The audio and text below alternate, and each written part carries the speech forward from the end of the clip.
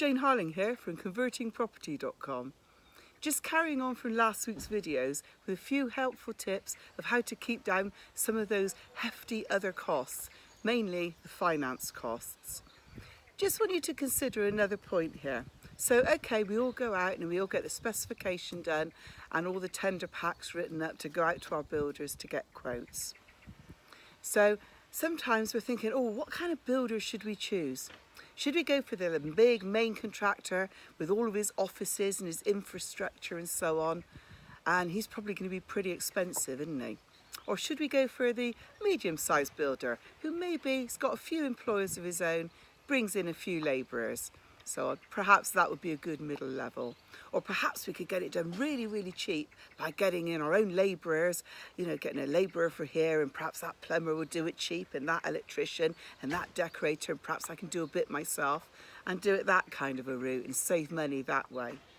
So just want you to consider at the moment the global picture in this scenario, because it may well be that the main contractor with all his big infrastructure and offices but loads and loads of workers can get that job done in maybe 3 months. Perhaps the guy in the middle is not quite so big, hasn't got quite so much of the manpower, so maybe he's going to take like 5 months. Perhaps all the subbies and the labourers and all this kind of stuff that you're trying to coordinate and everything may say they'll take 10 months, probably nearer 12 months. Just stop and think, what is that going to cost you? That extra borrowing from the 3 months with the big contractor and the 12 months in the subbies. It may well be that what you're paying on bridging, development costs, private investor finance, something like that, maybe that may just actually outweigh what you're saving. And then you've got all the risks of the market changing in this kind of, other.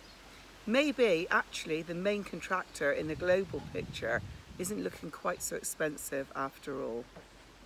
However, our preference is we go for the guy in the middle. We like a main contractor who's got some of his own employees, bring in extra if we need it, if we're doing more than one job at one time, and he can oversee and control everybody. That's what we find works for us. But just stop before you just blindly go ahead and just consider the implications of what type of building company you're using. Hope you found this useful. Jane Harling, convertingproperty.com. Loads more hints and tips to come in the coming weeks. Bye.